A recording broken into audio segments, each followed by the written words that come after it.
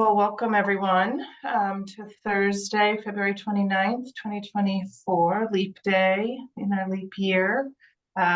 Joining for the Just Transition Subcommittee meeting of the Vermont Climate Council. Great to have our subcommittee members here. We have a quorum and just a quick review of our agenda. So hopefully everyone received the correspondence about the meeting that we're going to cover a few topics this evening. What we made a real conscious effort to try to simplify and go deeper in our agendas rather than breadth and try to cover too many topics. So we'll start by kind of reviewing the meeting minutes from our January 18th meeting. And then spend a good hour before public comment focused on the Just Transition Subcommittee and Climate Council membership nomination process. So there's a bunch of dates we want to share. There's nominees that have been shared with you or shared with all of us, and then hopefully have a discussion that results in some decision making as a subcommittee of how we want to review and make decisions around expanding the subcommittee membership based upon the nominations that we've received. And we can talk about some of the caveats of how much of that we want to do in this meeting versus in the task group meeting that Claire proposed for March 7th. Then we'll take public comment at 5:10. So we'll be really punctual about respecting the public's time and desire to offer comment if they so wish, and then spend the remaining time, maybe about a half an hour, focused on kind of the Climate Council and other subgroup or subcommittee and task group updates, with a particular focus on the in-person Climate Council meeting that happened on January 29th. So I wasn't there for that whole meeting. Sophie was. Paula, you were also there, I think, in person. I was, well, I was on Zoom. On Zoom, oh, okay. And Denise, you were there also, great. So we'll kind of just rely upon those of you that were able to be there to sort of share some of your reactions. We want to make sure we're bringing forward some of the equity centering suggestions that were brainstormed by this subcommittee, and then themes that were assembled and brought to the Climate Council, and talk about some of the next steps there. And then if we have enough time, we wanted to just touch on some of the things that might come up at our next meeting in March, next month, which would be around really doing maybe a deeper look into our meeting schedule, to think about whether it make sense to continue to meet monthly or less frequently, and reintroduce the concept of the liaison roles. So we won't get into that in great detail today, but maybe just set the stage for the conversation in March. Anything else that people would like to talk about this evening? Would it be possible, I don't want to add to it, but could we get a link to the agenda? I was having trouble finding it in my email. Thank you so much. Sophie, is that a fair request to ask of you? Okay, great. It did get posted to the Climate Council webpage, so Sophie can share. Okay. Thanks. Yeah. Anything else that we've missed that you'd like to chat about? Okay. Sophie, while you're in the page, would you also copy over the minutes if you wouldn't mind?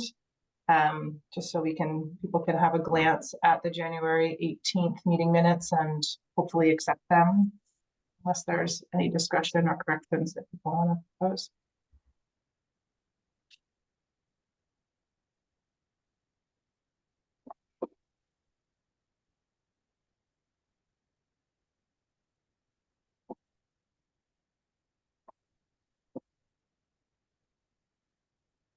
If anyone want to just take a minute and read through them.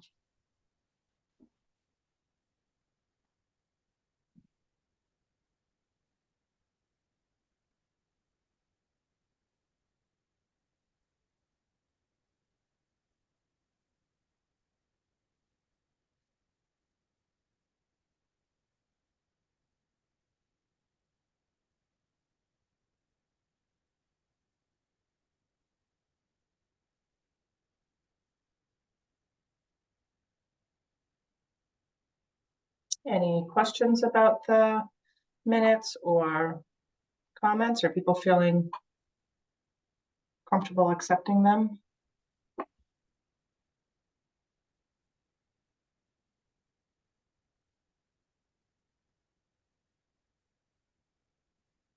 Feeling good. I'm seeing lots of head nods, maybe some thumbs up. Thank you. Affirmation of support. Okay. Great. Well, let's move into kind of our sort of main topic of discussion for tonight's meeting, which is one of the main reasons that our meeting was rescheduled and delayed a week was to wait for the nomination period to close, which closed on Sunday, the 25th, I think.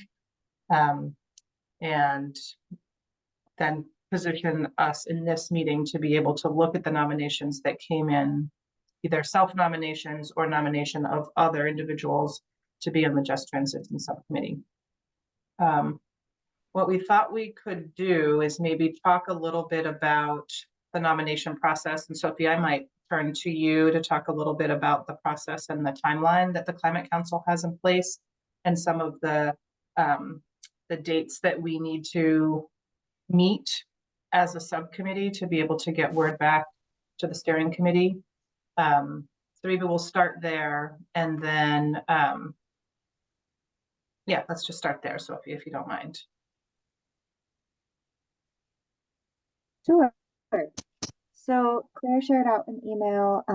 Thank you, Claire, for outlining the suggestion so nicely. So there's sort of a proposed process that the subcommittee co-chairs came to last week around a potential way to go forward for the determining the final recommendations for who will be new subcommittee members. And just to a note of context, there is not a formal process or guideline written out anywhere specifically. So that's sort of the context in which we're like, okay, here's a process. So the idea is for anyone who would like to be involved in vetting, looking through the nominations and putting forward the sort of top nominees to volunteer. And I believe it was next Thursday at the same time, so that hopefully that aligns with people's schedule, that smaller task group would be able to meet again and discuss and come to a consensus. So that gives a little bit of time to both digest and look at the full slate of nominations, and also for us to reach out to nominees and confirm and have a conversation with them, just to say, like, there was a lot of information written out. Just want to make sure that we're on the same page of, like, what are your hopes and goals for being here, and make sure you understand the time commitment and what the compensation is and what the subject matter of the work is going to be. So just making sure that that there's alignment between what they're looking for and what the expectation is of being a subcommittee member, and confirming that they're still interested, so that we don't put forward anybody for final nomination who ends up realizing it's not the right fit for them. And by the task group meeting on the 7th, that would allow final nominations to go to the steering committee on the 8th, which is next Friday, which is the deadline for putting forward, here are the people who we want to add to the subcommittee. I think that's the bones of it. Anything further you would like me to touch on? I was thinking of two things. One was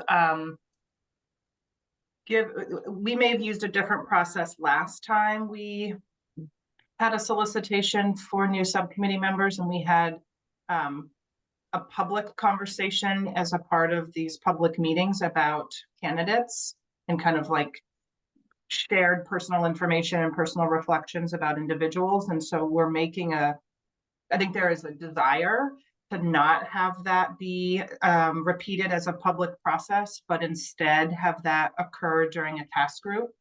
conversation. And so as a result, that task group would need to meet prior to the 8th. And so Claire had suggested, how about March 7th at 4:30? And then the subcommittee would have to empower that task group to be able to make a recommendation on behalf of the subcommittee to present something, or a slate or a nomination of individuals to the steering committee for their review and consideration on the 8th, and then they deliberate, I think, on the 12th. Is that correct? I think it's the 11th, but yeah. The 11th. Okay, right. So that's like part one of the process. It's like, how do we feel about maybe taking a look at the nominations today, but not talking about them in any greater detail? We can look at the fact that there's 20 to 21 individuals that have expressed interest or been nominated to join the Just Transition Subcommittee. Decide if the March 7th date works, if we have individuals that are available and interested in serving in that capacity, and then are we comfortable as a subcommittee empowering that group to make a nomination to the Climate Council Steering Committee. Hi, Mona. Hello, I'm sorry Thanks for for joining being us. late. No, you're fine. Thank welcome. you. Nice to see all of you. Yeah, nice to hear you too. We were just starting to talk about the subcommittee membership nomination process. And Sophie just did a quick review of the fact that, kind of in short, there's not any real documented process. We get to sort of make a decision as a subcommittee about our process. And we were just, I think, beginning the discussion of, are we comfortable with a tentative proposal of not talking about candidates here, proposing that we talk about them in a task group meeting on March 7th, empowering that group to make a recommendation, nomination of subcommittee members to the Vermont Climate Council Steering Committee by the 8th. Excellent. And also I noticed that the groups that you sent us, this the people who are nominated. How about the people that self-nominate? There is no anybody who self-nominated themselves, because there was one guy, but I don't know him. Yeah, I don't have any relationship with him. But he is like a consultant in climate change, and I think I introduced him to you, Sophie, during the. But I didn't see his name, so I'm not sure. Yeah. If you read, yeah. Yeah, good question, Mona. So he did self-nominate, and he nominated himself for a different subcommittee, which is why you didn't see him on that list. Oh, okay. That's great. Yeah. Good question, though, Mona. I think, yeah, this nomination process was a little bit new, and I think kind of confirming that we were all clear about how it worked and how nominations happened of either a self-nomination or a nomination of another candidate happened is an important thing to clarify. Yeah, we talked about this in the Rural Resilience and Adaptation Subcommittee as well.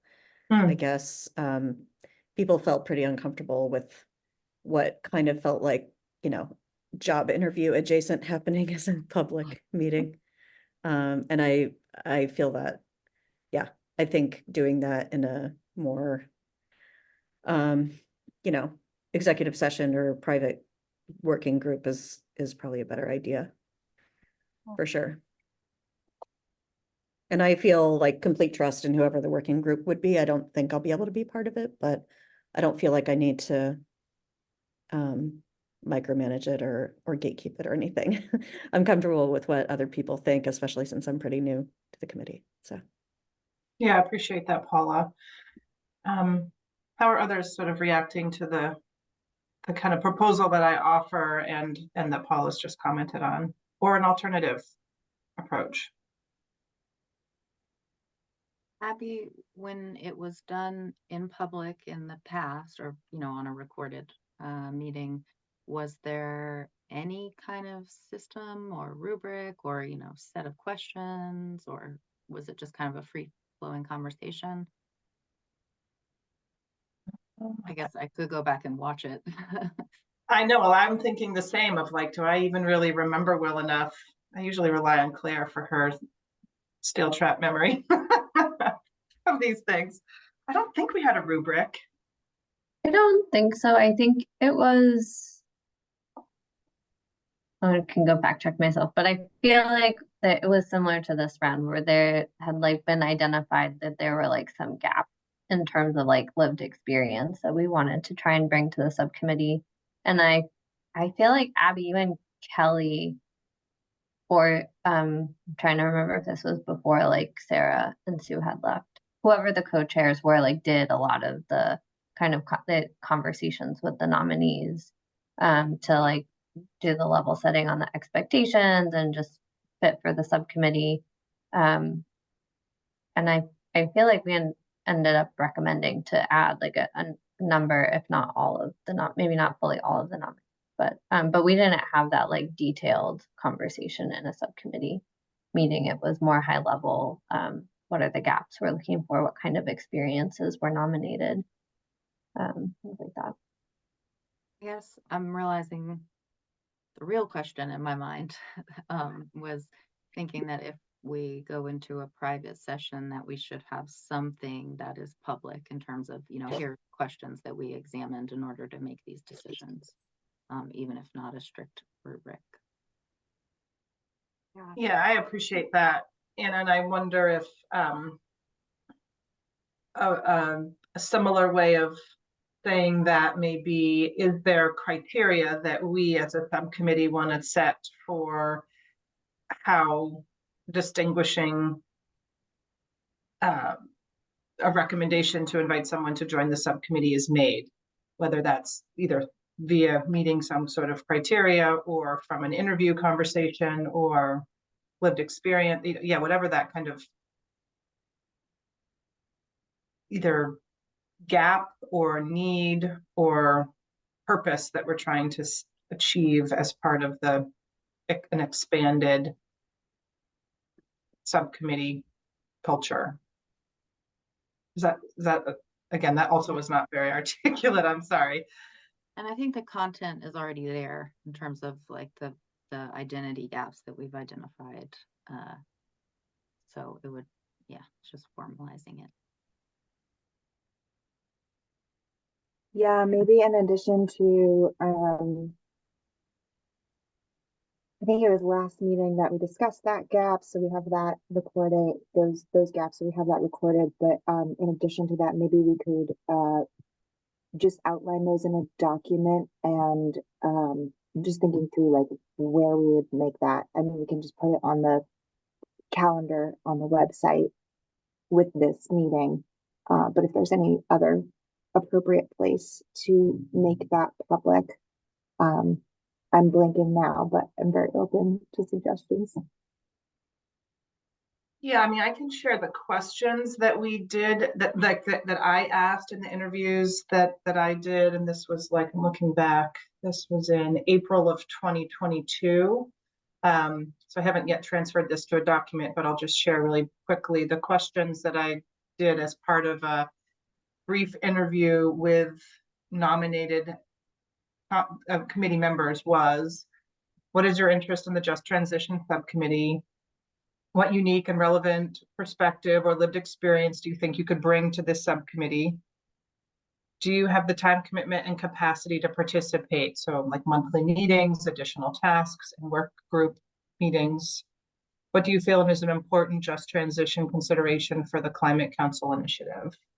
So those were the questions that like I asked, and I can't even remember if those were standardized across interviews or not, but I'm happy to put those in the chat.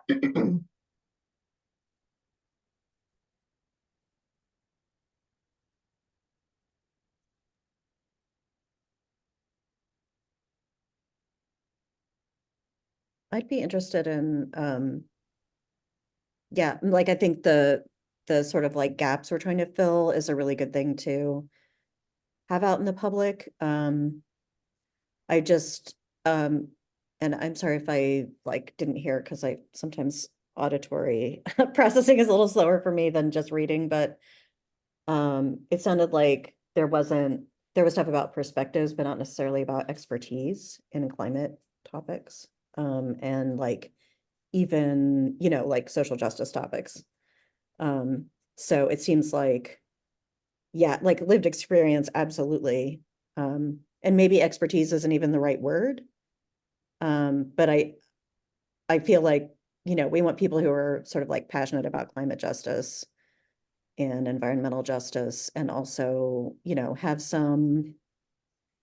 just like have the basic context for sort of like being able to make recommendations about, some pretty specific potential solutions rather than just sort of, a broader sense of like, what social justice might mean, like very, very climate specific, if that makes sense.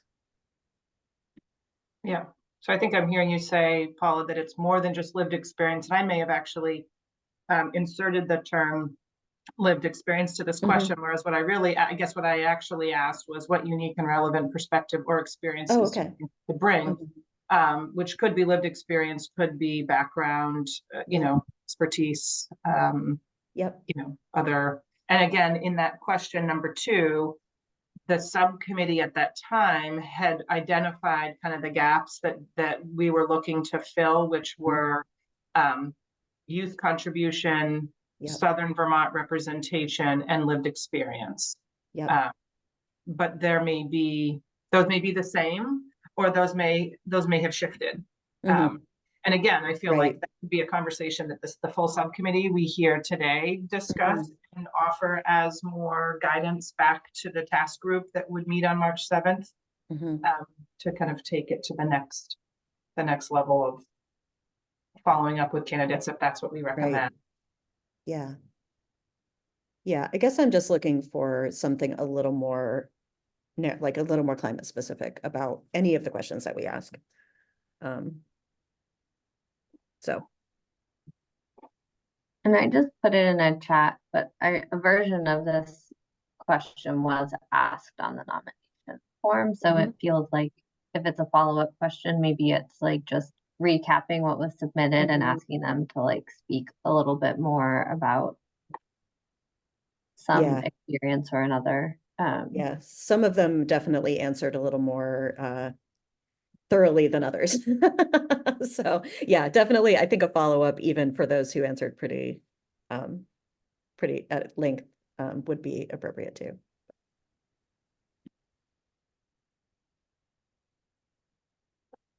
So maybe one question is, does it feel like a follow-up conversation with candidates is kind of a recommended best practice as far as we're feeling, that we want to have some sort of follow-up beyond the content that was submitted in their application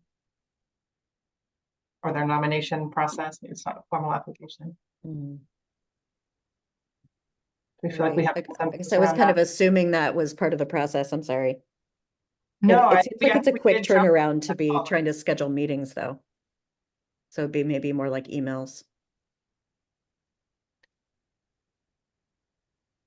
So yeah, maybe even to further refine the question, do we feel that there's some follow-up that should happen with nominated candidates, either a phone conversation or additional questions posed in an email for them to respond to give us a little bit more context?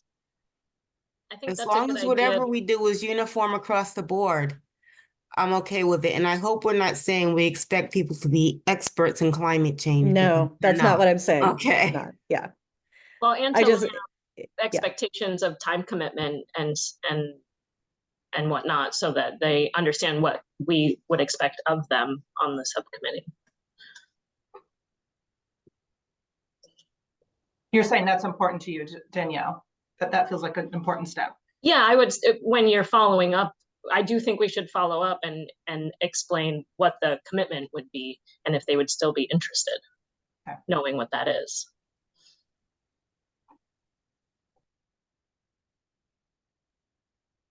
So I think what I'm hearing is there's like a two-way information flow. So that meaning that we need to let candidates know what the expectations are of them, and then we are maybe interested in soliciting more detailed information from the nominees.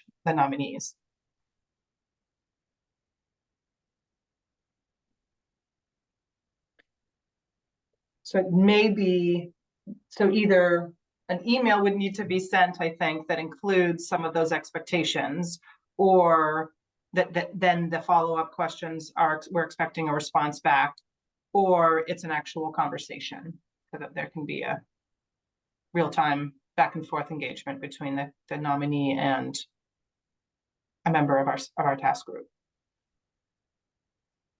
I mean, that's the way that it has been, correct? In the past, there's been a conversation with a nominee prior to them joining the subcommittee. My timer. I believe that, yes. I don't know that to Denise's question of, is that the consistent way that it happened last time? I believe so. I know I had a phone call. Well, that's good. Did everybody on this call have a call? Okay. Maybe we can assume by that that is consistent practice then. It is quick turnaround to that point, though. We only have 1 week essentially, so yeah. Might be hard. Hopefully be able to get in touch with everybody, and if not, there could be a process for follow-up after the fact if we felt they were a good nominee. No.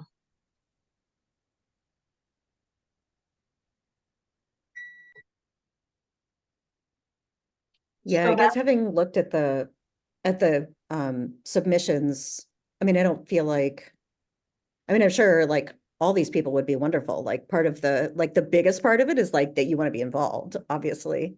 But there's just not a lot of information about some of the folks. And I suppose like, you know, we could Google them, or there could be other ways to get information, and it is a very quick turnaround. But it seems like, you know, to get a real sense for those questions, we would need more than just the submission form for sure, but not necessarily an in-person or like a phone meeting or something. Paula, the other piece that you're bringing up, which is less process and back a little bit to criteria consideration, is there's 21 to 23 names on that list.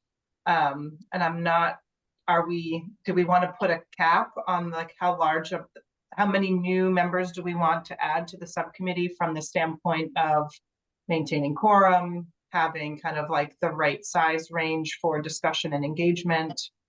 Well, 14 of those names are the same. Yeah.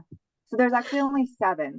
Yeah. Oh, great. Was it 9? Okay. Yeah, Yeah. 7 or 9. Yeah. I haven't even looked that closely. Thank you, Danielle. Yeah. Yeah, I wanted to say there was one person that stood up in this nominee that everybody is nominating this person. Let's invite this person for a meeting and we finish with it instead of wasting time. Yeah, that's a very good point. Mona, I love the idea of actually inviting nominees to a meeting. I'm thinking how we can do that within the timeline that we have, which feels difficult. I don't know that we have a lot of flexibility with the steering committee to say we want another month because we want to meet people or have them come to our meeting.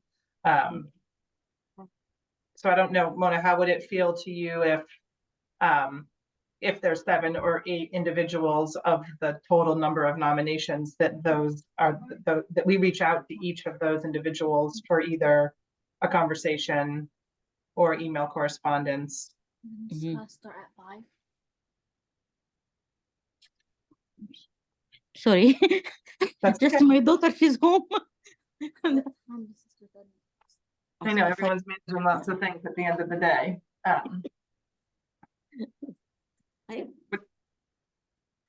So who is going to do this phone calls and or discussing this with the nominee?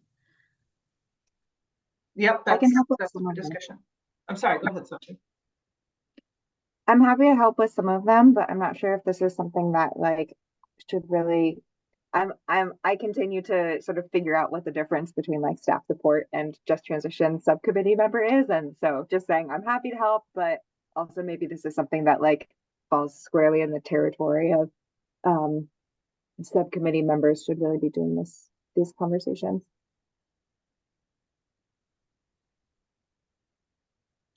I could probably take on 2 or 3 phone calls, but not more than that. And obviously would want to be asking the same questions. If we're talking about what we can do before next Thursday. Yeah. Yeah, I think that is the question that Mona was sort of posing, is like the who, which I think is some subset of us, is the who.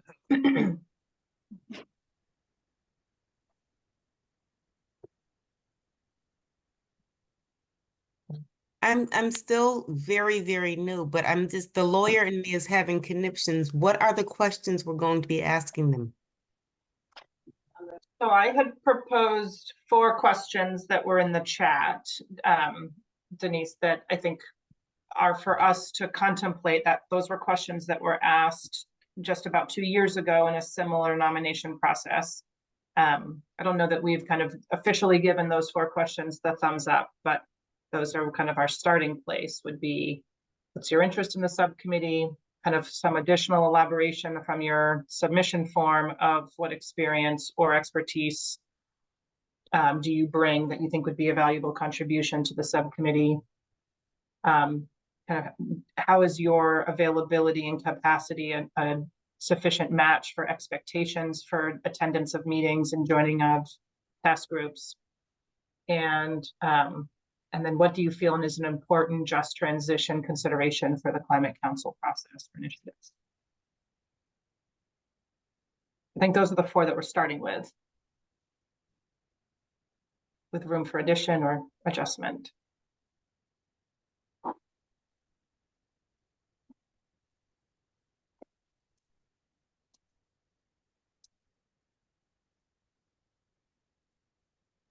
How do those sound to you, Denise?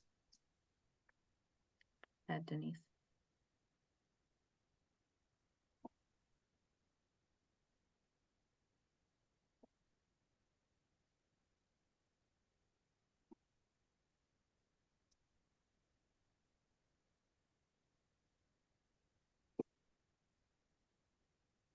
I was just going to add that I think the questions are often just chances to draw people out and hear what they think, and that trying to come up with the 4 perfect questions is not necessary in my personal view.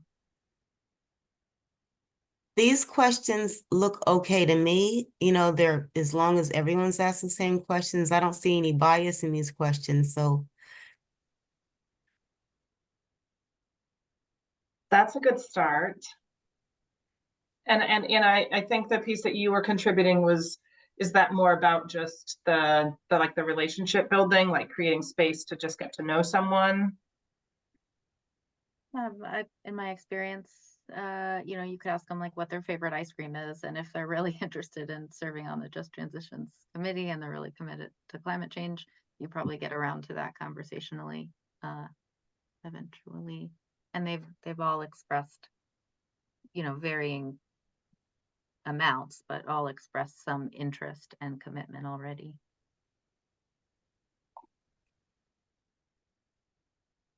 And how are you going to compare, you know, these 7 candidates? Probably all of them are okay, but you want to come with a rubric or a grading, like Andizan will say, this is got 4 out of 4 for all these questions. This is what who we're going to, you know, to approve. But if we left it for, you know, if for ourselves, we are inherently, sometimes we have this bias inside ourselves. So we need to have a rubric. We need to have a scoring system. Then it could be uniform for all of these 7, because, you know. I have mixed feelings about that, because I feel like if it's not really clear what a number means, it can just be a sort of like falsely quantitative representation of a bias. But if it's really, really clear, like what that number would mean, it would feel different to me.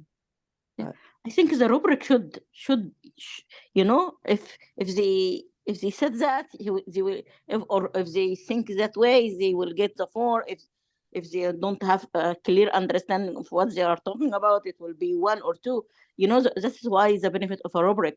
It will tell us, you know, for whatever information that you want to actually extract from them. Has this council ever used a rubric before when it comes to members?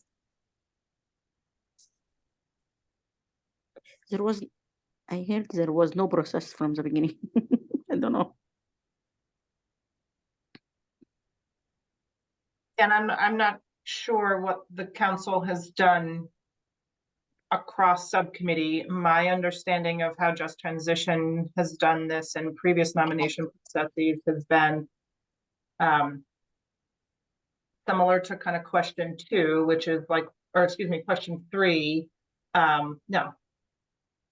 Yes, question 2, sort of like, what are the gaps that the subcommittee was looking to fill? And it was trying to bring more of a youth perspective. That was a priority.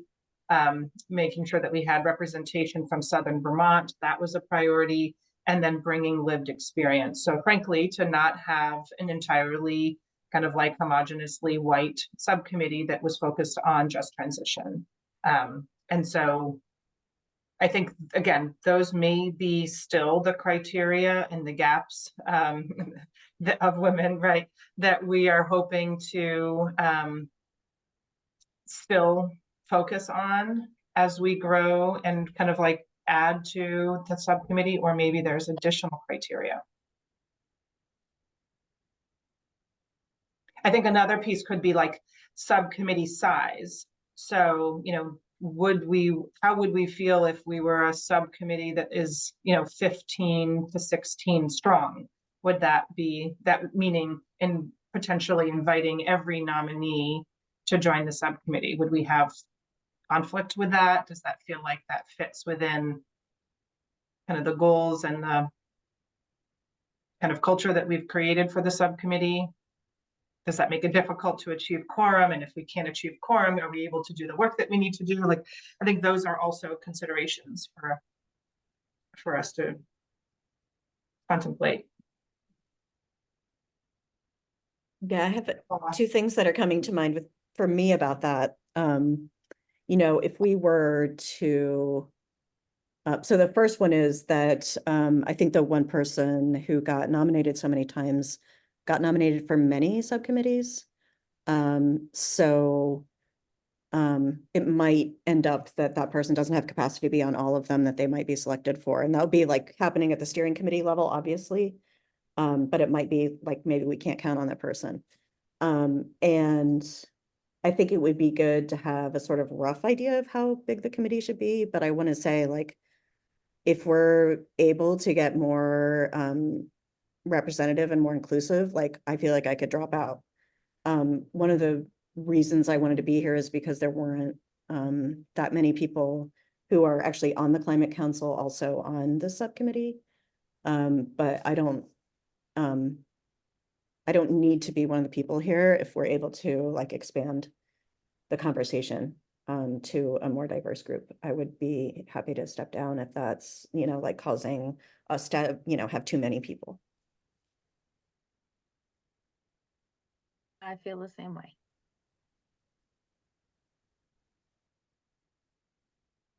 Yeah, thank you for that openness.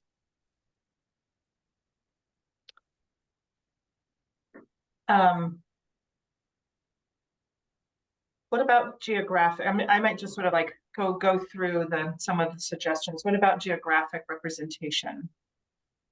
For our current subcommittee, we have, I believe, so correct me if I'm wrong, we have Franklin County, Chittenden County, Windham County.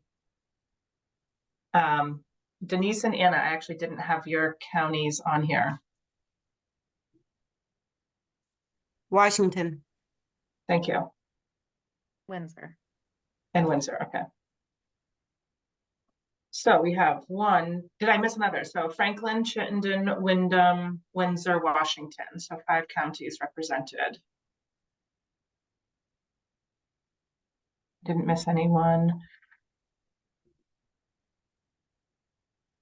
Seems like we're actually missing more the Northeast, actually. I mean, we have Wyndham and Windsor towards the southern part of the state, or at least southeastern part of the state, but it seems like we might be missing Southwest and Northeast.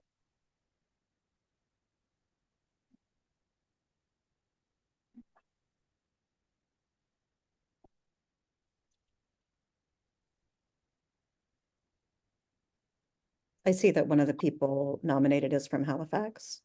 So that would be another like overlap with, because I'm also in Wyndham. So.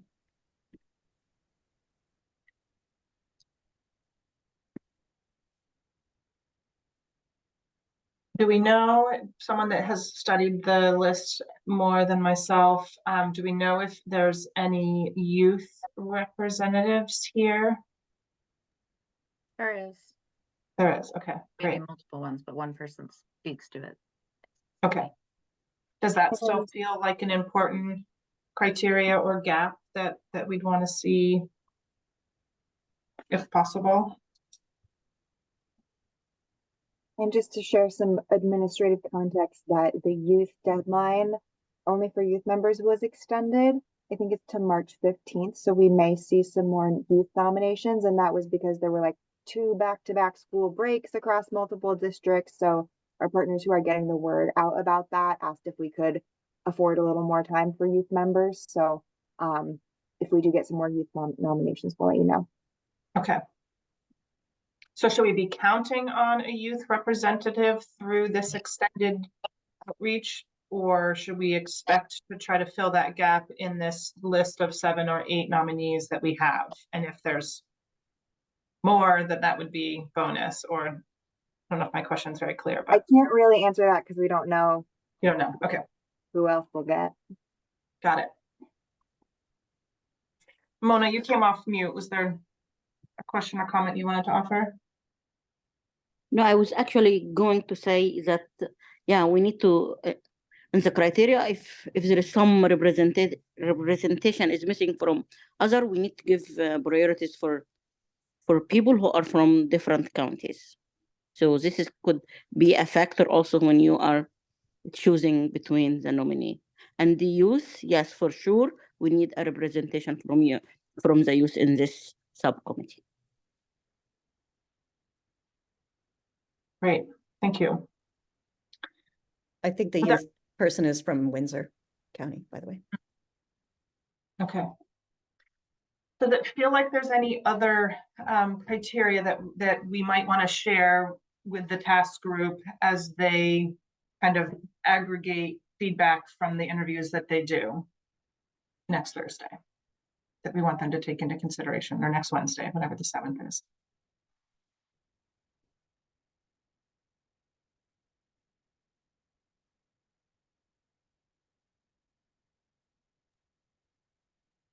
Noticed that one of the candidates wrote about their neurodivergent identity.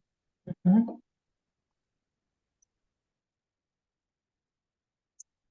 And share more, does that feel like an important diversity or lived experience consideration that is important to?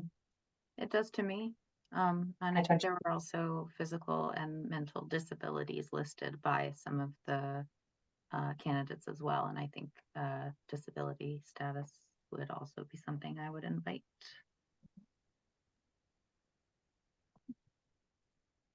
Agreed.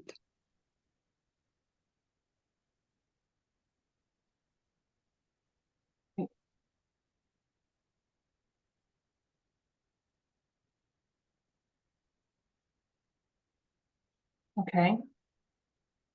Great. So I'm hearing a bit of a formulating criteria with a focus around youth representation, geographic representation from some of the underserved regions of the state, which could include Southwest and Northeast, bringing some lived experience, including diversity around disability status or disability. I don't know if that's the right way to describe it, but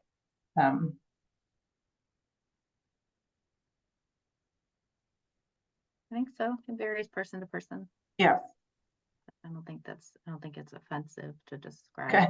somebody's category. You can just say ability. Yeah, Thank you, Denise. I like that too. Thank you.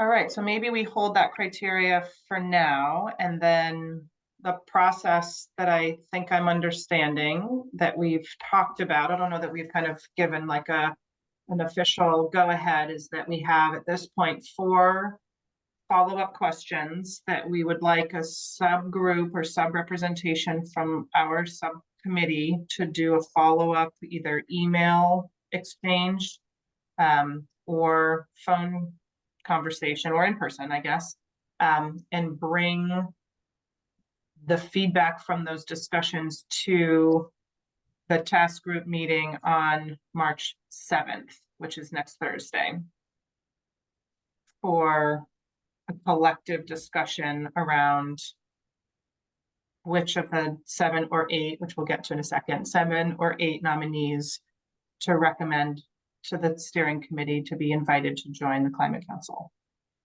It's a start, Abby, and I don't like to be a stickler, but okay, so we have these groups that we know that we want, these gap-filling groups, right? But then what are we actually using to distinguish between the others?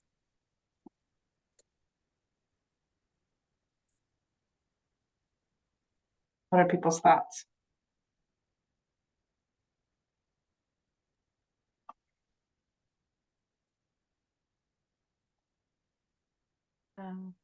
Go ahead, Paula.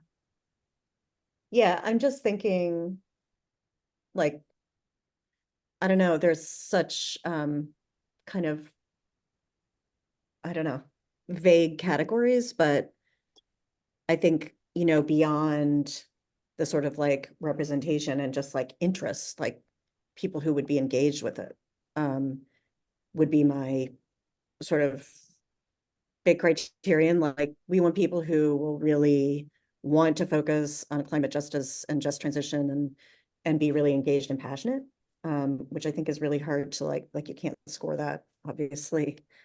And also, I guess if there's a need to sort of, I mean, part of me is just like, why don't we just go in with an attitude of yes to everyone who's asked? But then you get into this situation where you're like, but then if there's somebody who doesn't seem like a good fit, like, do you know why you're saying that? And, you know, I don't know, I can't think of something that would be disqualifying except like some indication that the person would be, you know, unable to be at the meetings or unable to engage enough or something like that. So, yeah, I just feel like it would be great if we could have all of them. And if there are too many people on the committee in some, you know, abstract way, we can deal with that afterward. I'm thinking the same. It's okay if there are only 7 or 8, right? And maybe, okay, welcome them and then lock down a protocol that actually works moving forward. Denise, will you say more about the protocol moving forward, meaning for when we do this next time, or? Yes, for when we do this next time. Thank you. Like, Sophie, do you know, I'm sorry, go ahead. no, I agree with what Paula said. I agree with what Denise said. I think if we're, the initial question that you posed, Abby, about, or someone else posed, I'm now forgetting, what, in addition to identity, are we looking for? I think the 4th question of what do you feel is an important consideration for the Climate Council is a chance for somebody to show their passion, possible expertise, and just where they would go. And I also, before the meeting, thought I counted that there were 7 spots and 9 applicants. So I am also in support of welcoming all the people who want to be here in. And if that means I have to drop out or just attend as a community member, I would be happy to see that. And then just also as to be a bit of a stickler, I heard us mention race and gender in the beginning when we were loosely talking about it, but I'm not sure if it was on your list, Abby, when you were just going through that. So just want to make sure that we keep coming back to more racial diversity.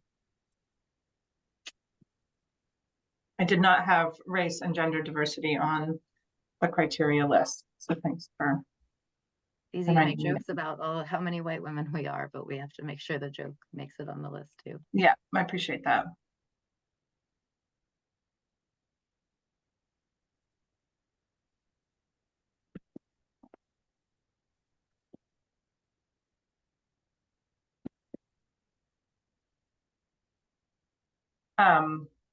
Can we go to the list of nominees just for a quick second? So I think I just want to confirm the numbers. So everyone has the spreadsheet, but we're not going to talk about individuals. In this call, I want to note that there are a few names that were recommended more than once. One individual that was recommended many times. And then there were 2 late submissions that came in after the deadline on Sunday, the 25th.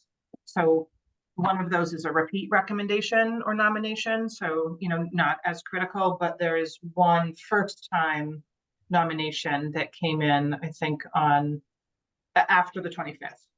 I think that's a youth, though. Right, I'm not realizing sure it's about that. not technically like because we extended the youth deadline and that's a youth person. Wonderful. Okay, so then we're accepting, there's no discussion of whether it's a late submission that we want to consider. If it's youth, then definitely we are. So then I count 8 unique nominees. Can someone just confirm that for me so we're just clear? Yeah, Claire. I have a process question, which I don't know if Sophie has an answer to, but I guess I'm wondering about if we are going to welcome a youth member and there technically could be youth members nominated until the 15th. Like, is that a spot that we shouldn't make a decision on yet? Because there could be nominations made between now and then. Or make a decision about the size of the subcommittee and then just a process question with regards to that, I guess, very uneloquently stated.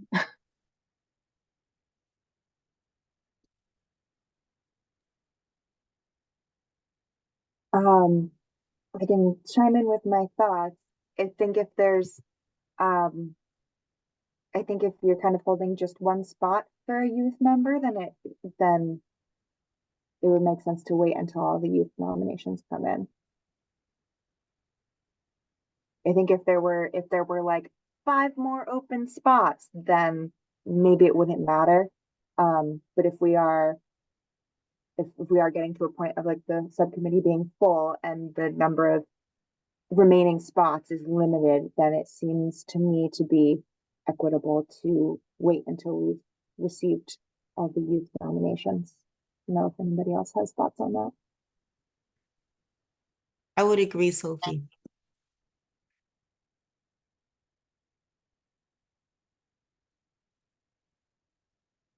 So will you repeat, so does that mean that we are not following up with youth nominees at this time? It might be good just to follow up, which I can help from, since it's just an administrative thing, just let them know like, hey, we received your nomination, just so you know, the deadline for youth was extended, so you're going to hear back from us, mid-March, but we've received your nomination.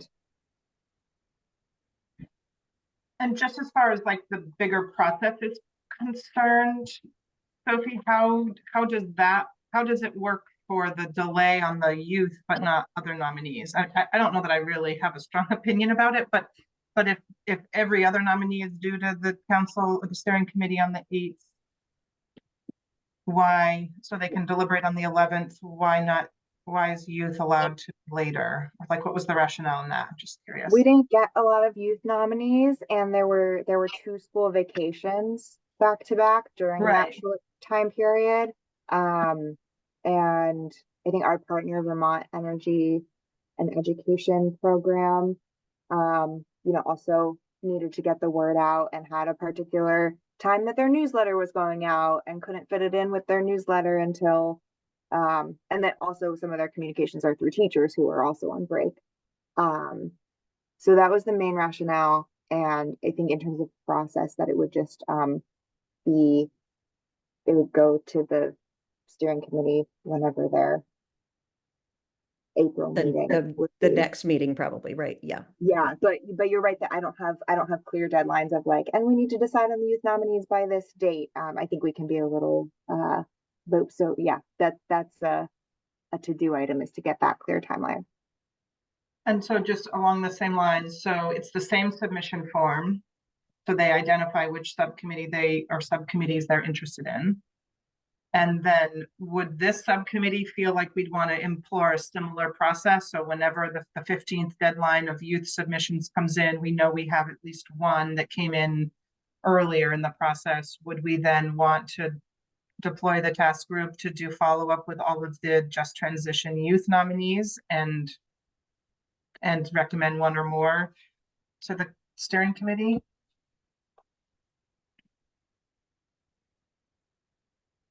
Or some other suggested process?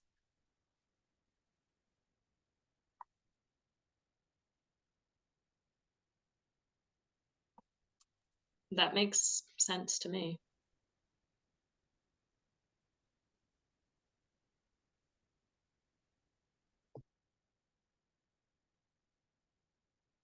Okay.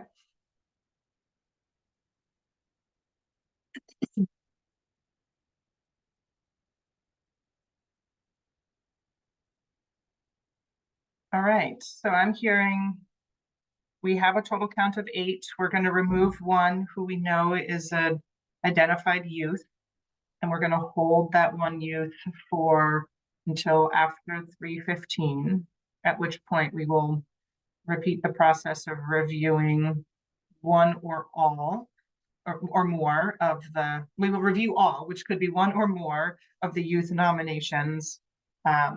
And so then at this time, we have 7 nominees that a task group is going to reach out to and connect with prior to next Thursday.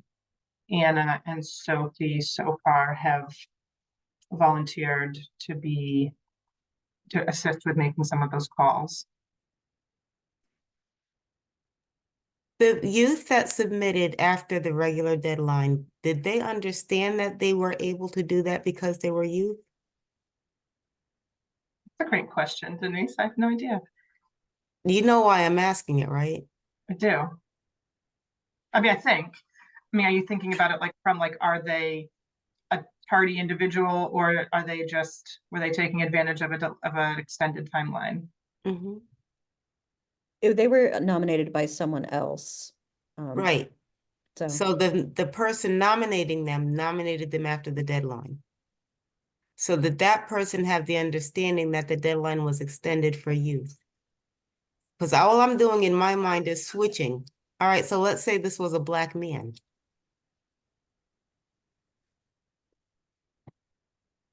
You know, a late nomination, there's no extension, blah, blah, blah. What do we get? The reason I'm doing this, and however we do it this time is however we do it this time. But I would love to see us after this time really nail down a really clean protocol, because what I don't want, this VCC is big, okay? And it's big stuff. So the last thing I want is someone saying unfair.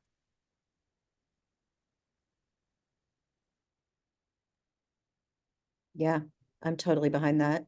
And I feel like some people are already saying that.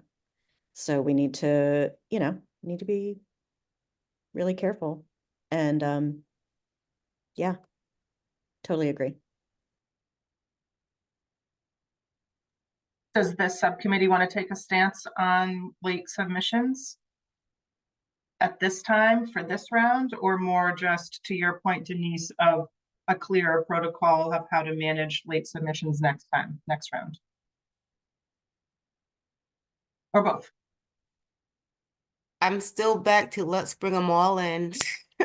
I know we have youth that can apply later, and that's wonderful too. But yeah. To answer your question, I'm not sure if we are able to know whether or not the person nominating the young person knew that the deadline was extended. It's possible that they did, because it's possible they're a teacher who heard about it through Vermont Energy Education Program. But without contacting them, I don't know. If we want to find out, like, I'm so open. I wasn't in the ground work of this, but I'm trying to be so risk averse is what I'm doing. I agree with Denise and the Boaz that let's give them all. You know, we're always not reaching the quorum in this subcommittee, so we're gonna get benefited from that. We don't agree on anything within this subcommittee. We need to have more people. So why we don't bring all of them?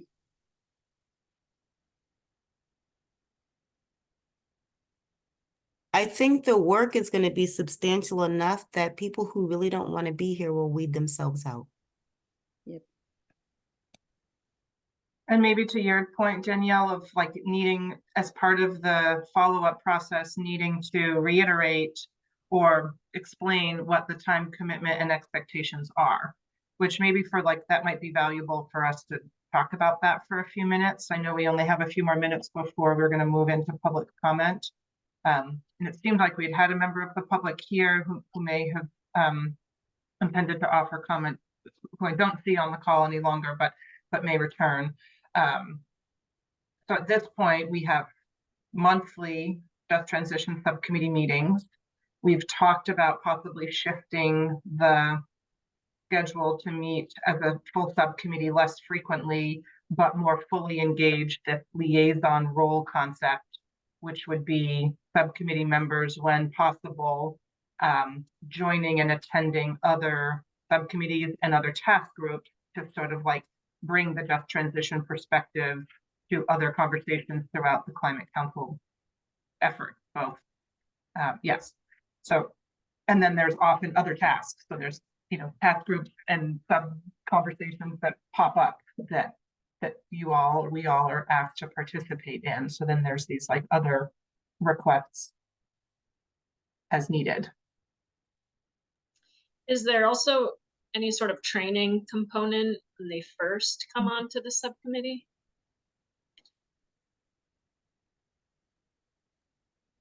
It's an excellent question.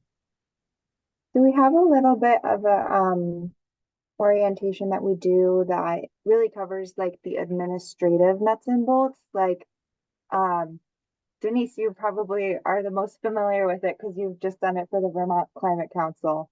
It's pretty similar. It's pared down because there's less information that a subcommittee member who is not a counselor needs.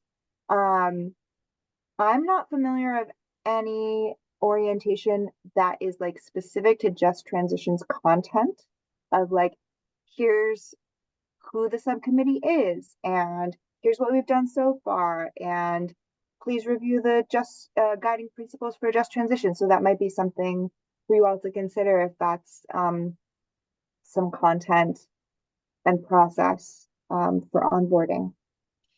Yeah, I mean, I remember last year or the year before, there was training material for legislators and I don't know, other community members to learn more about what Just Transitions is. So that might be something that would be really valuable to someone coming to the committee. It's a very unique subcommittee. So they just have a better understanding of what do you mean by a just transition and what is the work that we do.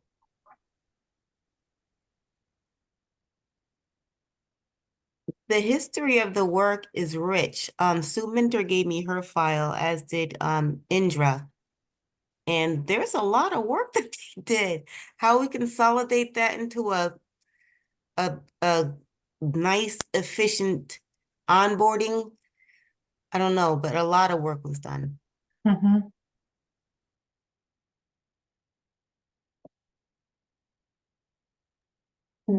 Here, Sophie, is there also the piece of my question would be like, is it there's defined roles for the next climate action plan update for the subcommittee? Because it felt like a big component of the last iteration was developing the guiding principles. rubric. And I mean, Denise is right, that was a lot of work. But so it feels like the subcommittee likely has a slightly different role this time because those exist, and it is more about implementing them and really centering their use among other things. And I don't know if that is fully scoped out or not. It's just a question. So to briefly answer your question, the Vermont Climate Council has not yet provided guidance to the subcommittees of priorities for the climate action plan revision, which will be the climate action plan revision will be like the bulk of the work this coming year. And I think what you're speaking to is also relevant to the other part of the agenda that talks about sorry, I don't have the agenda right in front of me, but it talks about, you know, the liaison idea and what Abby, Denise, Paula, who were present at the January meeting heard in response to, here's, you know, how Just Transition might support you all in this coming year. And we want to hear about like what would work for you on our end. So it sounds like a ripe conversation. I want to come back to that and then maybe do a recap of this part of this segment of our agenda. But given that it's 5:11, I just want to take a quick pause for public comment. I'm not seeing any member of the public on the call, but just hold space in case there is anyone that wants to make public comment at this time. And in the meantime, may I just suggest this, and I know it's more work and I'm willing to step up and be on the subcommittee, but just a group of us to get together and create some kind of orientation. Thank you for that, Denise.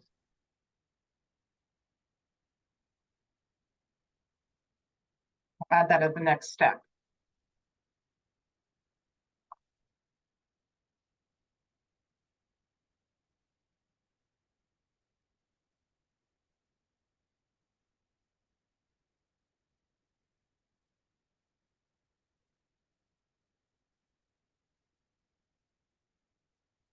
Hold space here for another minute or so.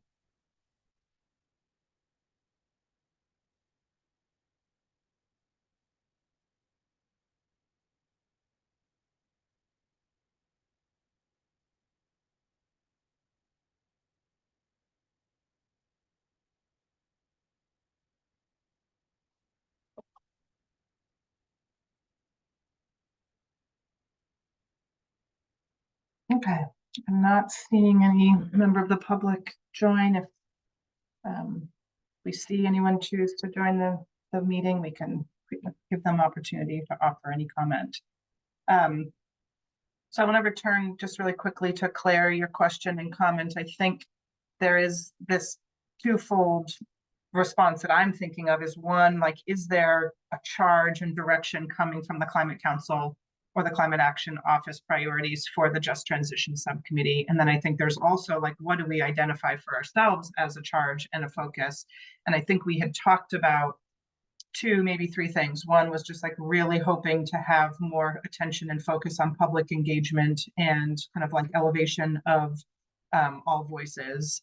A second piece, which is around kind of like the accountability around the Just Transition piece of, you know, making sure that that is like a real centered conversation, either around equity and, you know, the centering of equity, but also kind of this is where that liaison role kicks in, as Sophie was saying. So I think this is a really important question that we have kind of had a little bit of identity struggle as a subcommittee of like, after all that hard work of pulling together those like real tangible materials and resources, what has been our purpose since? And so I think we are still struggling. I still feel that I'm still struggling with that purpose and identity, but that those were some of the things that I had heard us kind of elevate as importance. So public engagement and the centering of equity and accountability for the guiding principles.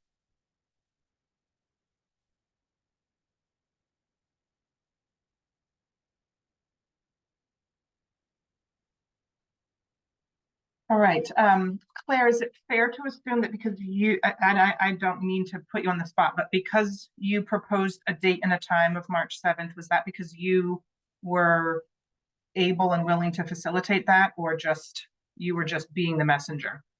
I think that was in the notes I had from the co-chair meeting. I think Kelly had suggested that. I personally cannot make that meeting, but I'm happy to help with like administrative tasks Okay. leading up to it.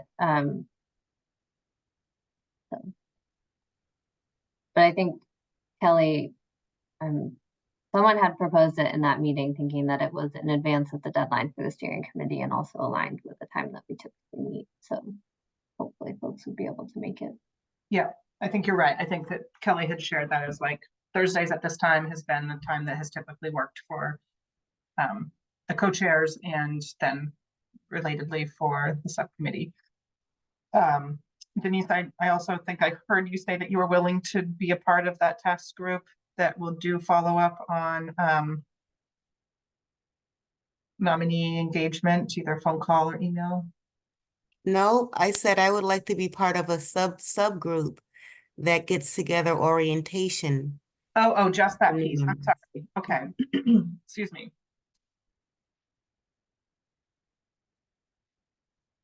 Okay.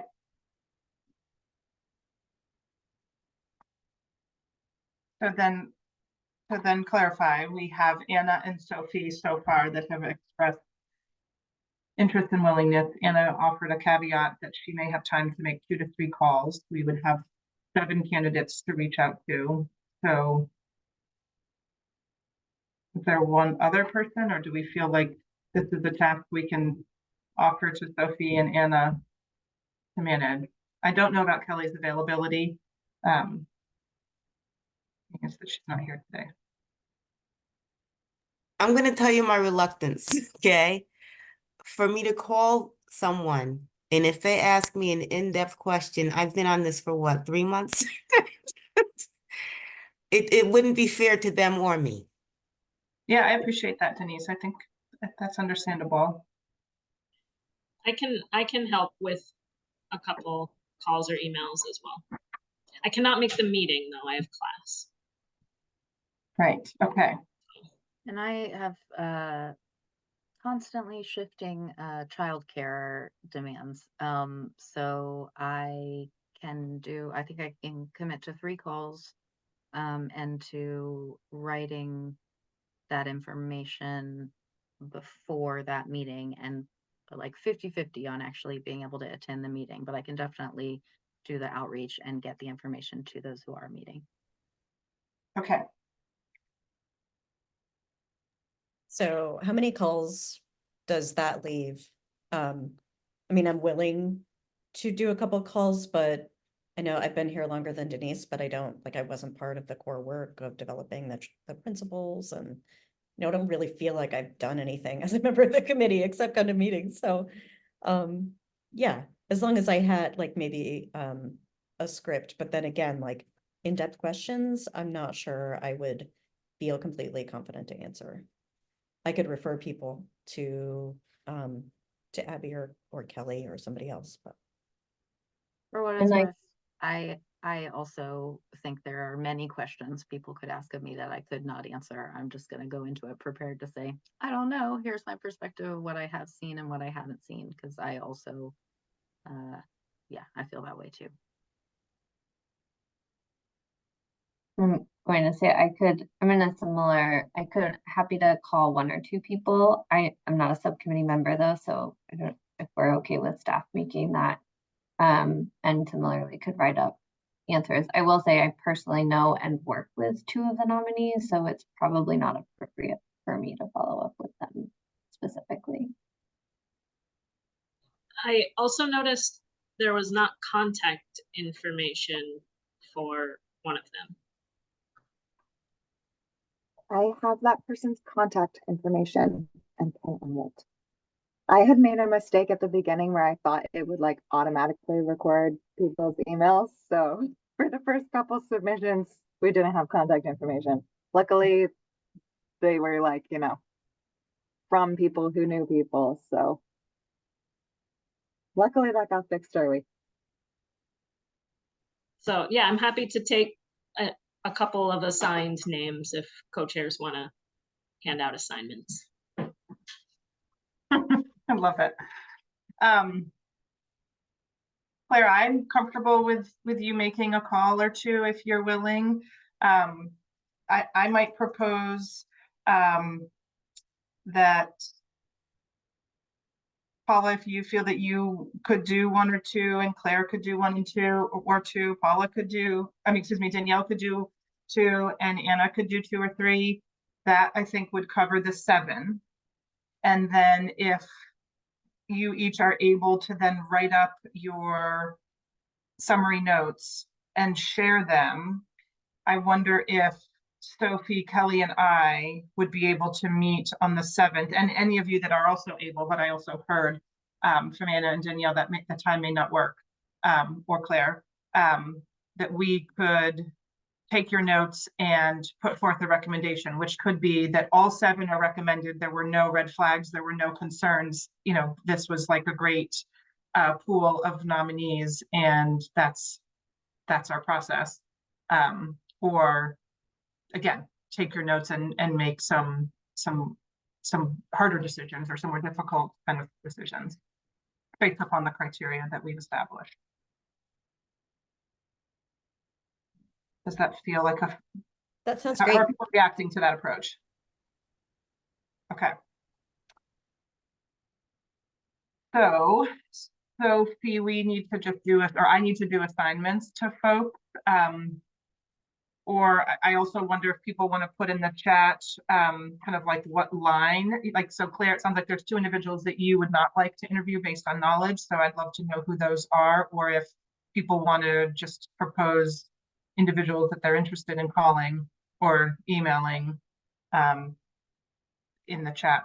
But let's see how we can most efficiently do this. I feel like you're going to need the time. I don't want to take a day or two to give assignments because we don't have that many days between when you need to make your outreach and then have something scheduled. So what if I maybe I'll just do it this way. I'm going to just take another few minutes, but not long. So the individual that I see in line 2 that does not have contact information. Does someone want to take that individual for follow-up? Sure, I can. Danielle, okay. Mhm. And is me identifying by row number, is that working for people? Do we know who we're talking about? Okay. And then I'm gonna skip line 3 because that's a duplicate and I think there's more information further down. So then it would be line 4. I can take that one. Okay, thanks, Paula. And then line 5. I can do that one. Thank you, Claire. And then line 6 and 7 are a duplicate. One is a self-nomination, and then the nominee of the same individual, or nomination of the same individual. Someone want to take line item 6? Just do the next 3. So just do 6, 8, and 9. 6, 8. Get it done. Thank you, Anna. Unless someone particularly wants to talk to one of those people. I don't want to cut it off.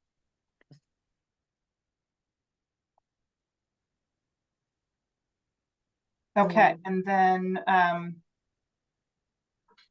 beginning on line 10 is an individual that has been well recommended, well nominated, both a self-nomination and another and nominated by many others. I can take that one. Great, thank you, Paula. Yeah, I don't know anything about anyone on this list, so Yeah, yeah, great. I feel like I can be objective. Great. And I think that's it. Did we capture everyone? So Paula has 2, Anna has 3, Claire has 1, and Danielle has 1. Everybody feel like you're comfortable with your assignment? So then I would ask that you either can attend the meeting on the 7th, which I will send out an invitation to those that are reviewing, as well as Kelly, Sophie, and I. And for March 7th at 4:30, I'll actually be in the car coming from an eye doctor appointment, probably with my eyes dilated, so I will not be on a computer until I get home. But I will happily join a conversation. And if you could send to the group that I will send the invitation to for the meeting time, your comments or attend in person so that we can discuss the candidates, the nominees. That would be really great. I have a hard stop at 5:30 that day, but I can be there. Great. And probably would be good to get a read on if quorum is 4 or 5, because if Abby, Kelly, Anna, Paula, and Danielle all showed up, that would definitely be quorum. And if 4, we're uncertain about 4.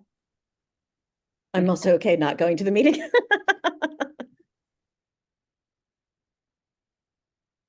Yeah, I can plan on not going. That would be helpful to my personal life schedule. So if that is an option, that Let's works. do that.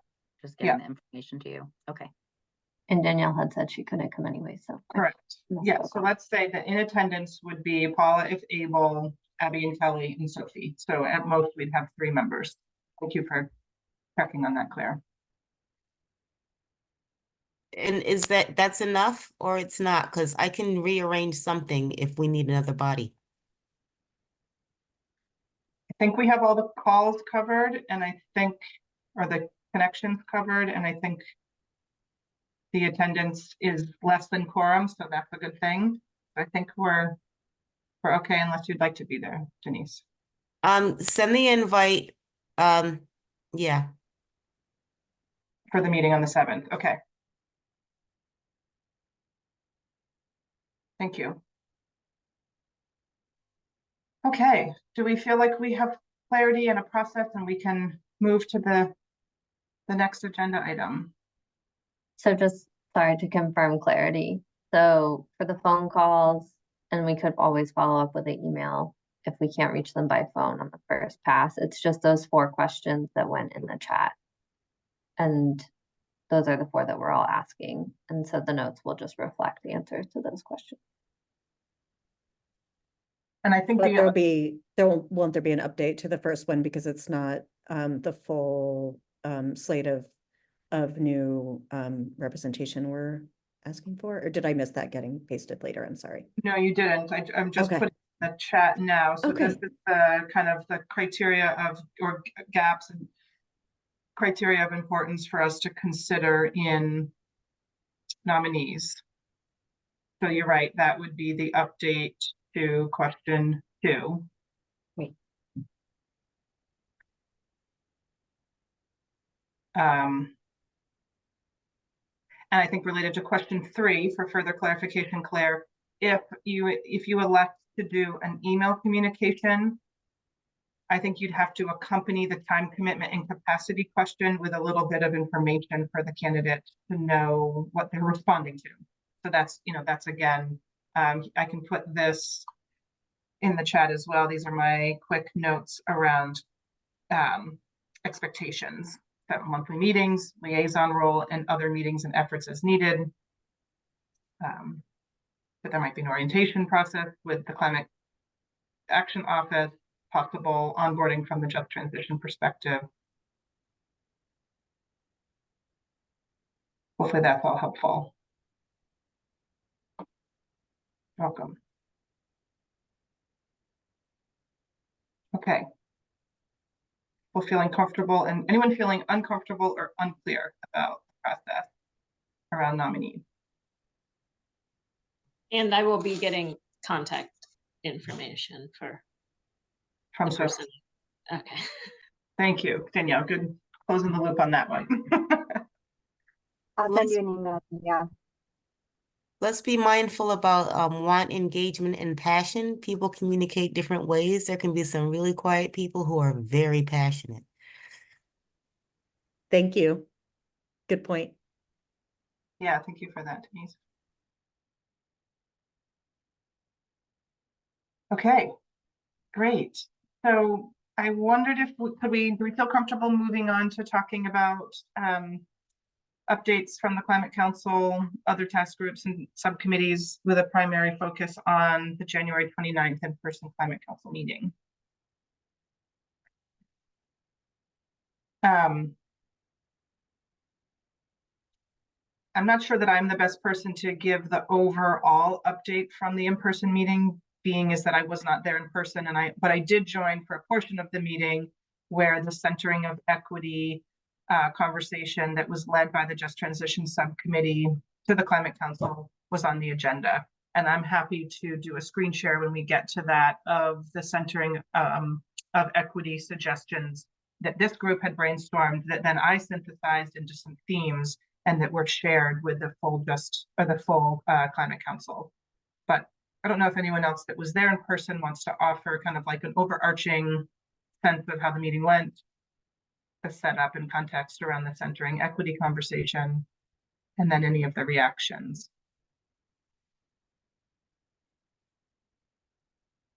I can do just a very broad brush. You That'd know, be great.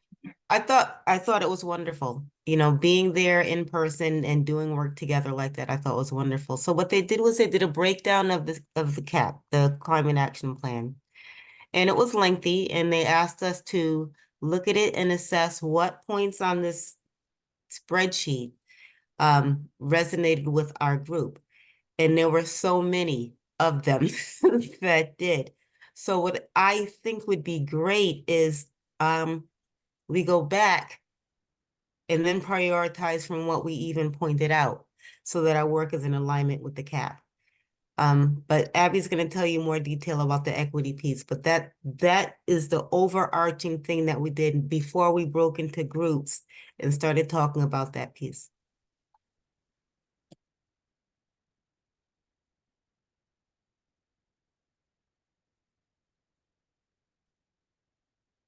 Any other ideas or input from folks that were there? I was there. I have a very bad memory. And I haven't dug into the minutes, but I know that we were talking a lot about like the upcoming process we were going to use for revising / rewriting the CAP.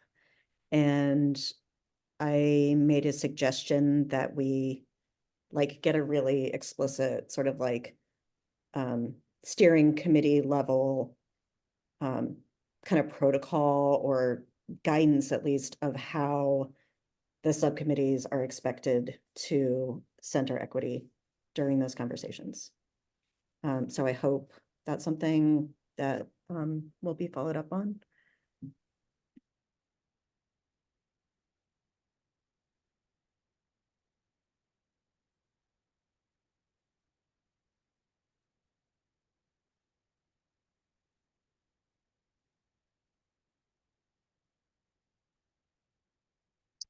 I'm happy to do a quick screen share. I mean, this was sent to you all as part of the meeting invitation, but I think it's still valuable to do a quick screen share of the sort of the 4 brainstorm themes that we did as a subcommittee at the January meeting, and that then were sort of synthesized and shared with the Climate Council. And then I'm hopeful that folks that were there in person could then comment on kind of like what you felt the reactions were and conversation that might have ensued after these were shared. So let's see here. Okay, everybody able to see my screen?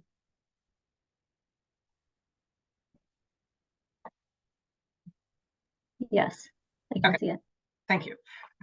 Okay, so these were, and I can try to blow them up a little bit more if that would be helpful.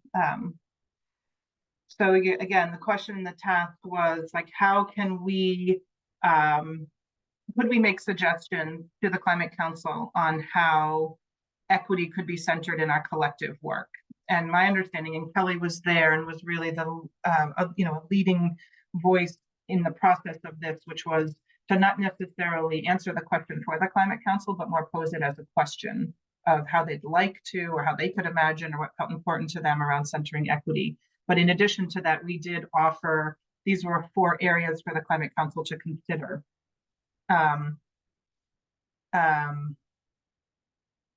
So we had, from the beginning has been per our charge was the utilization of the guiding principles and the rubric, and ensuring that all recommendations are reviewed alongside the guiding principles, and that the Just Transition Subcommittee could offer assistance around utilizing the scoring rubric. So we've talked about that as a subcommittee for the, all the challenges and opportunities that that creates, but that's sort of one suggestion. The second was around centering voices and representation of underserved perspectives through attendance at meetings. So again, that could be Just Transition Subcommittee members serving as liaisons consistently to other task groups and subcommittees.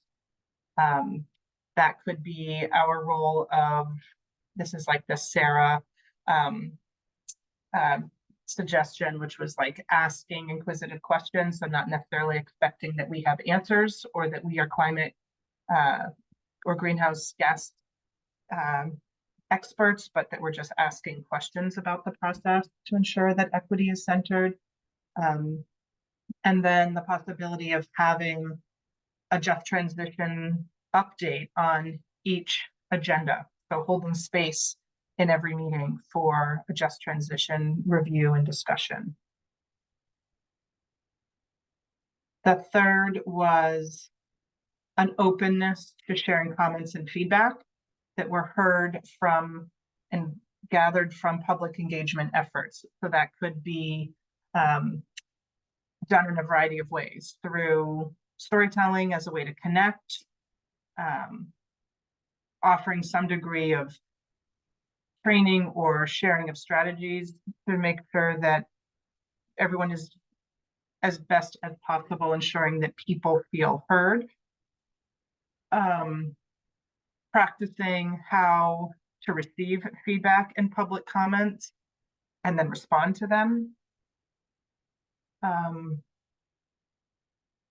of building a practice of asking the question each time recommendations are made as to who was consulted, where did your information come from, were underrepresented voices considered in the process, and always looking at alternative options, and or again asking the question if recommendations have an impact on marginalized populations, and if so, how to consider alternatives. Just the general sense of how do you slow down and take a look at the bigger picture, that kind of moving at the speed of trust is one of the guiding principles. And I think just the general concept of remembering that not everyone shares the same vision around climate change, and that can be a place to start from. And then the fourth possible suggestion was practice of more direct active engagement. So are there opportunities when we can invite spokespersons to share their lived experiences from their community at meetings or with members of the Climate Council? Can members of the Climate Council make and or other groups make a real intention to talk to folks with differing perspective than theirs? So sort of getting outside of our echo chamber. So respecting the fact that people see climate change differently. And then the third example there was becoming more clear where and with whom climate or community members can share concerns or perspectives. So acknowledging that people may want to be involved and engaged, but not really sure what is the process for sharing ideas or providing comments or being involved in the process.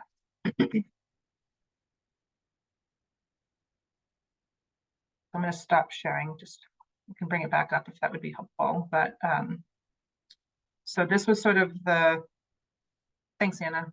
Anna had to go. This was sort of some of the examples of what were provided as suggestions. I'm curious from Paula and Denise and Sophie that were there, how this was received and how the conversation went afterwards. I can say that people were very engaged in our subgroups, very, very engaged. I'm going to get in so much trouble for not remembering this. Her name is Katya or Kashka. Kashka. Okay. Awesome. And I just want to give a shout out to Sophie and Indra, who are already getting together diverse communities to talk about climate change. I went to one for Spanish speaking Vermonters, but so engagement is already happening. I wish I could give you specific details of what people said. I don't have my notes here. And all I just remember is that we had fun really discussing how to get people engaged. Great to hear.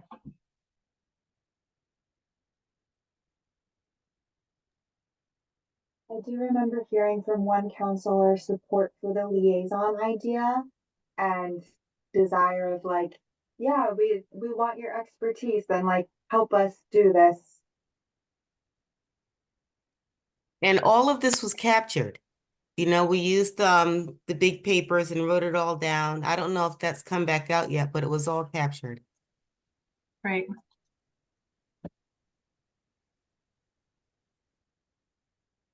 I haven't seen those notes yet, but that doesn't mean they haven't come out, Denise. Yeah, we had a snowstorm, so I was there remotely, and it was very, like, I didn't really get to connect with anybody. There were a couple other people who were remote, but I don't feel like I didn't come with like any rich outcomes from a conversation or anything. It was just a little more limited. Sounds like it was a really great time to be there in person. Yeah, Mhm. sorry I missed that.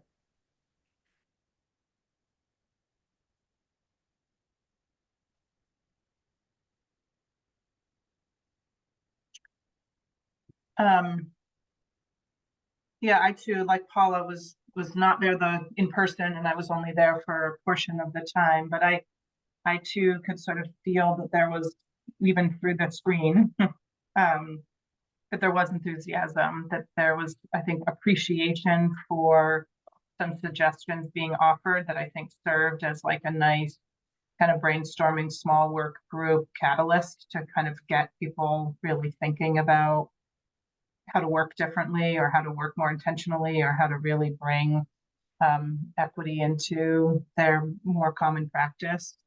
So I'm glad that all those great ideas were captured.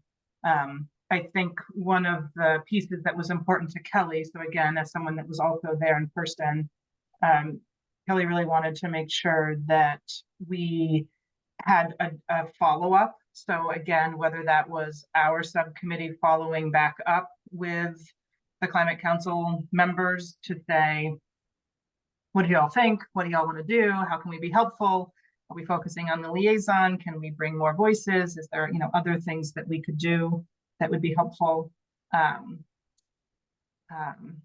So I don't know if this group has suggestions, or if we really have to table this until Kelly's back, based upon kind of like what her real intentions were. But I know she didn't want this to just be a presentation, brainstorm, and then done, but really more kind of like us, I think, from the guiding principles accountability perspective, making sure we were following up.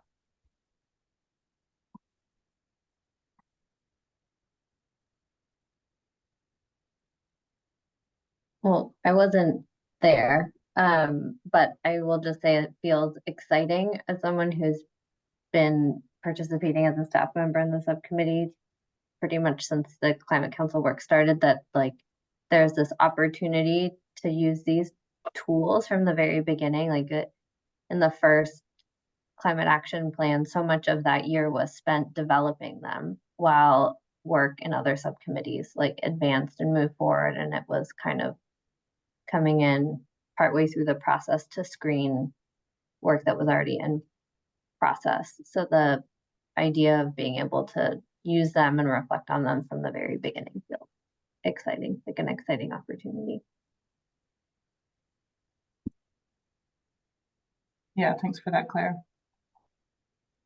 I feel similarly. It's nice to see things starting to kind of take hold, or come full circle, I guess, around some of the work.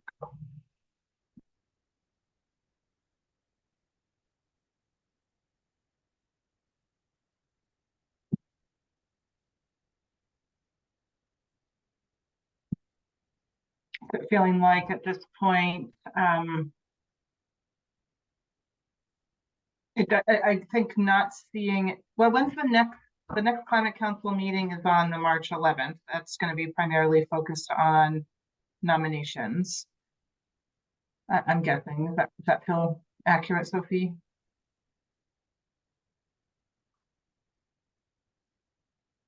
Sorry, can you repeat the question? Sorry, I was just thinking about like some real tangible takeaways for next steps. So if we wanted to make sure that there was some follow-up back to the Climate Council, I was just thinking about when are the next Climate Council meeting, the next being March 11th, which seems as though it'll be primarily focused on on nominations. So that's probably not a great meeting to like say, so, what's the next steps around centering equity in your work, but maybe the meeting after that. So maybe that's an April meeting or whenever the council meets again.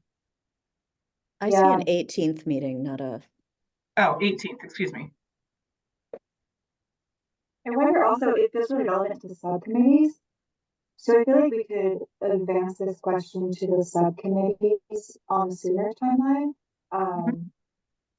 And in terms of the cap revision, my understanding of the process is that the subcommittee work will kind of come first, as the subcommittees do the bulk of the revisions, and then it goes to the Climate Council. So I could try to think about the best way. I think it would go through subcommittee chairs of requesting them to add this question, because I remember sort of the emphasis that Kelly made about this presentation to the Vermont Climate Council was like, we really want you to think about this and put some thought into it. Some people had responses in the moment. She's like, really want you to think about this and come back to us. So we could go ask the co-chairs to include that question in our next meeting and just really clearly write out the question for them.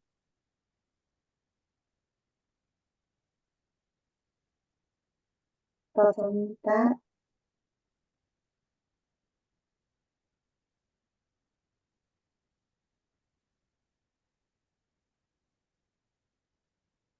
Sounds like no objections. Like the idea, Sophie. I'm almost wondering if it's maybe like a two-part follow-up, that if you're asking subcommittees to kind of add the centering equity question to their upcoming meeting agendas, and then if in April our subcommittee really takes up the topic of conversation around liaisons, and then sometime in May or soon after we start having more representation at a variety of subcommittee meetings from within this group, that could be a nice part 2 follow-up.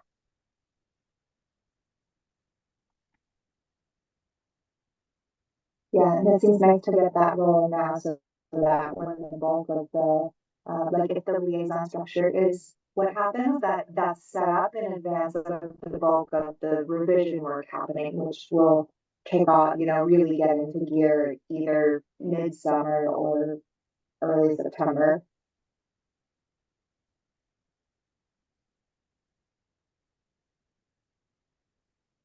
Great. I'm getting a sense that we might be reaching our limits for that. Definitely. My mental capacity is way decreased right now. It must be blood sugar. I think it's blood sugar. Definitely flagging. I've been eating dinner earlier and earlier these days, and this is feeling like a good time for sustenance. Taking in food. Hopefully that's on people's soon agenda. Okay, I think we have a few suggestions in this follow-up piece. I think we'll circle back in April as well at our next meeting.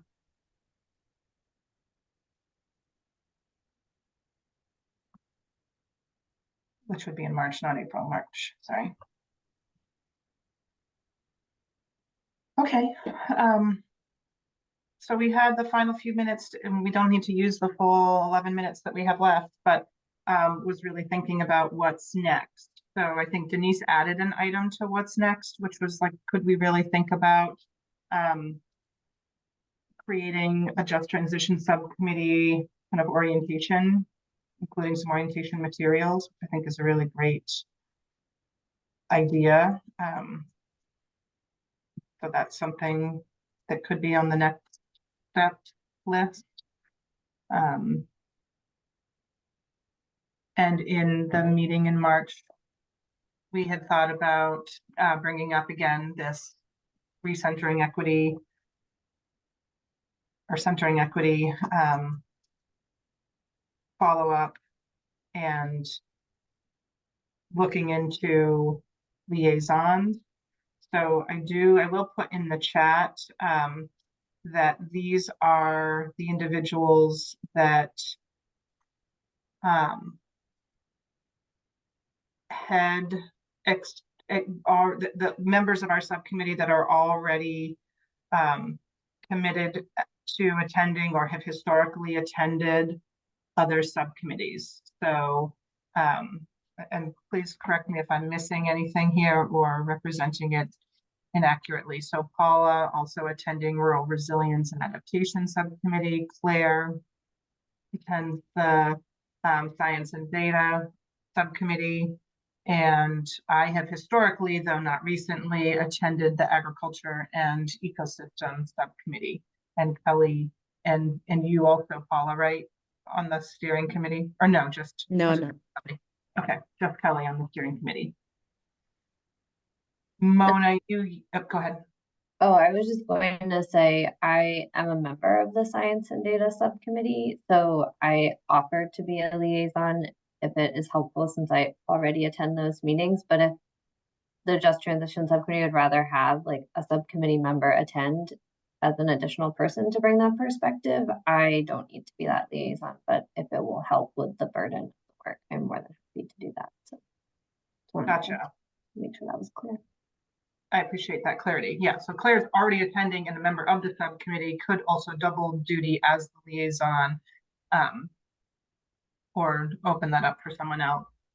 So I think that means we don't currently have an official clarified cross-sector mitigation or science and data subcommittee liaison.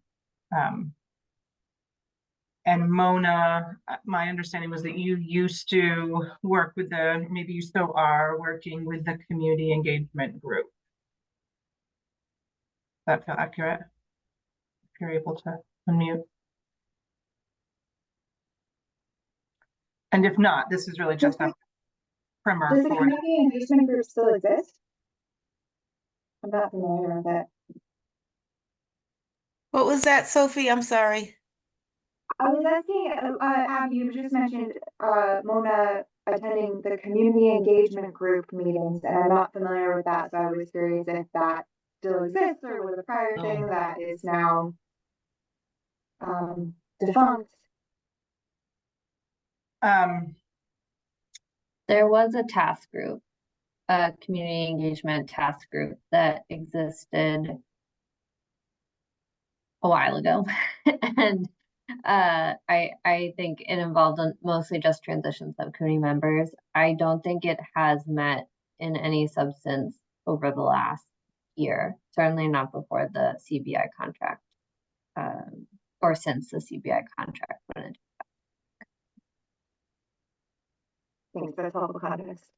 Great, thank you. So we don't need to go into great detail. This is really just the starting space for acknowledging where we have had subcommittee, where we have and or have had historically liaison representation from the subcommittee, and maybe the beginning of a starting place for the conversation at our next meeting. And do you know, oh, sorry. No, go ahead. Do you know when the meetings are? For the various other subcommittees? Are they typically in the evening or are they during the day? Good question. Do you mean other subcommittees or? Yeah. I think cross-sector typically meets on Thursdays during the day, and science and data has not been meeting regularly, but are also during the day. I feel like that could certainly be a consideration that's brought to other subcommittees about their meeting times. Probably hasn't been raised. Yeah, equity issue right there.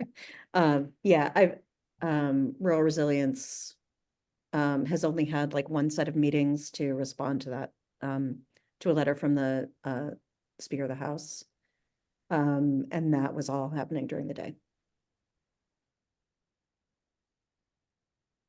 In my recollection, agriculture and ecosystem, though I've not been meeting recently, they also were meeting.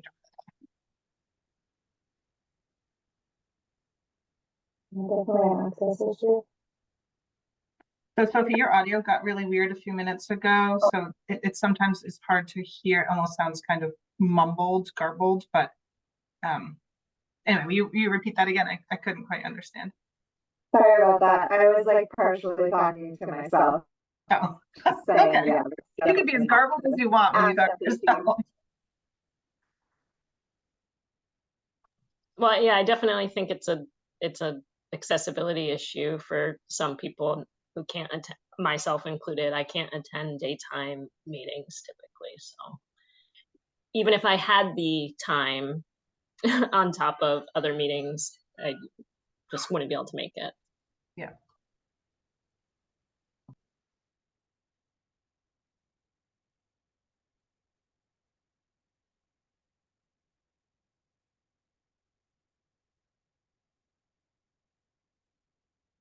Yeah, I appreciate you bringing that up, Danielle, and maybe that's something, yeah, other subcommittees need to consider for an accessibility perspective or centering of equity.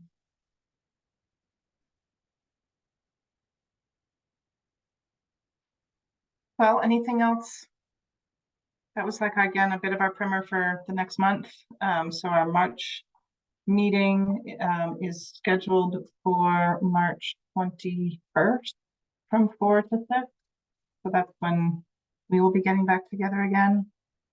I think we talked about we'll have a sense of our new subcommittee members, but not having them likely attend our March meeting, but maybe attend, I think we had said maybe attend our April meeting. Does that sound right to Sophie and Claire?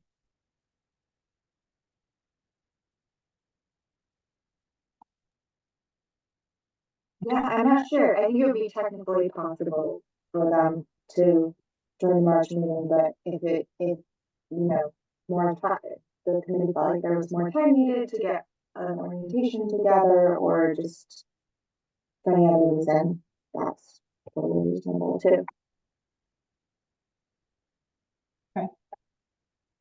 I have one last question.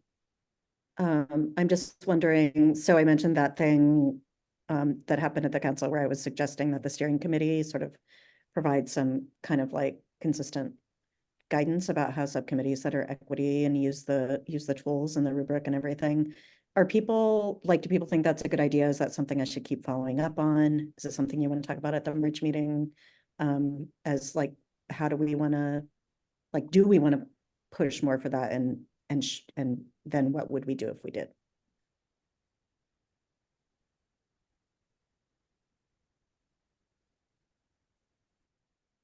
Paula, will you ask the question one more time? I'm sorry. I think I'm. Oh, you were probably taking notes at the same time. Sorry about that. I was just thinking about this sort of idea of building into the process of the cap revisions that the steering committee like try to sort of make a consistent sort of standardized guidance about how people should be centering equity as they're making recommendations for the cap. So that people feel, I mean, obviously we would want to contribute to how exactly that gets done, but I worry that all these ideas that we've had about how this could happen, like we don't know. I don't know if it's coming from the steering committee, it has more authority, and I feel like it's just easier for people to understand. Like if there's something easier for people to understand of like, what does this actually mean for my meeting? What does it actually mean for my, developing recommendations? Thank you. I'd love to see that be part of our conversation in March. Does that feel like that timing would work? Yeah, I think so. Yeah. So this is a sort of equity tool that we're running each of our decisions through. Is that what I'm hearing? It's supposed to be. Yeah. Okay. Yeah. It's like a scoring rubric. It's not like that. That's what it's called. Sorry.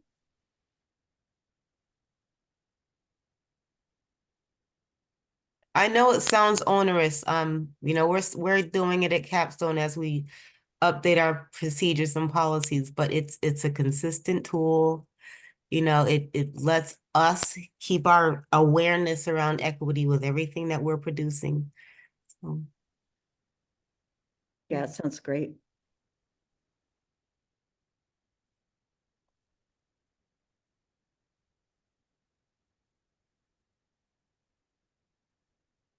Right.